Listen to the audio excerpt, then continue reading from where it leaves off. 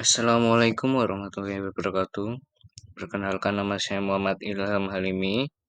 NIM NIM saya 23070160090.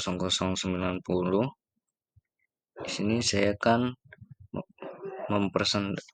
membahas tentang pengetahuan dalam konstruksi politik.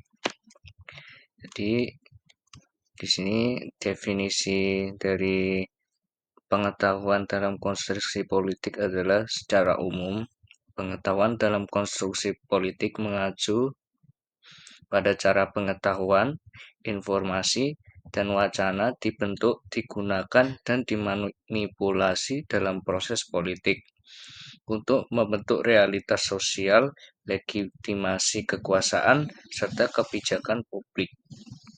Dengan kata lain, pengetahuan bukan hanya fakta objektif, tetapi produk dari proses politik, di mana aktor politik, media, dan institusi membentuk apa yang dianggap benar dalam masyarakat. Di sini definisi para ahli, di sini ada Michael Foucault pada tahun 1980. Pengetahuan selalu berhubungan dengan kekuasaan. Siapa yang menguasai wacana, ia menentukan apa yang dianggap benar. Di sini artinya adalah pengetahuan ini diproduksi melalui relasi kekuasaan dan digunakan untuk mempertahankan atau menentang struktur politik. Di sini ada Peter Berger dan Thomas Luckmann. Dalam The Social Construction of Reality, mereka menyatakan bahwa realitas sosial, termasuk pengetahuan politik, dibangun melalui interaksi sosial dan institusionalisasi makna. Antonio Gramsci menggunakan konsep hegemoni kultural menjelaskan bahwa kelas dominan mempertahankan kekuasaan melalui kendali atas ide, budaya, dan pengetahuan, bukan hanya kekuatan fisik. Di sini ada bentuk konstruksi politik atas pengetahuan. Di sini ada produksi wacana politik. Di sini menggunakan bahasa, simbol, atau narasi untuk membentuk persepsi publik. Misalnya, pemerintah menyebut subsidi tepat sasaran untuk menggantikan istilah penghapusan subsidi.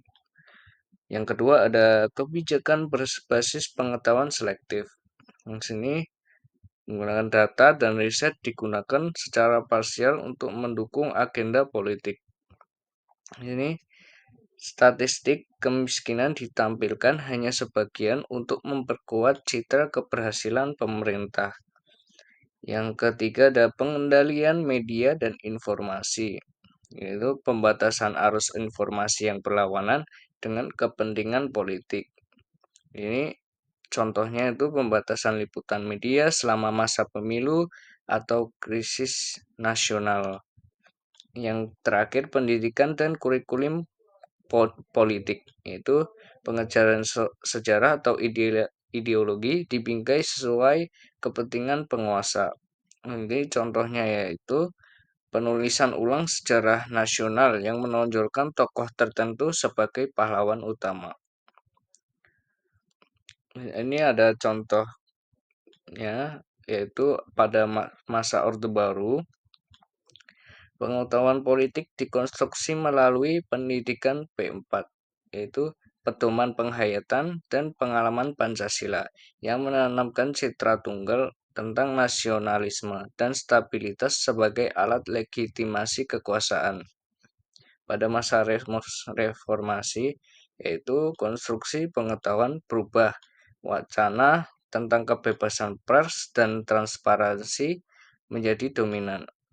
Di sini pada masa era digital, media sosial, itu pengetahuan politik ini dikonstruksi melalui algoritma dan influencer, menciptakan echo chamber yang kuat, yang memperkuat pandangan politik tertentu. Di sini kesimpulannya adalah pengetahuan dalam konstruksi politik adalah proses di mana Fakta, narasi, dan informasi diolah secara politis untuk membentuk persepsi publik dan legitimasi kekuasaan.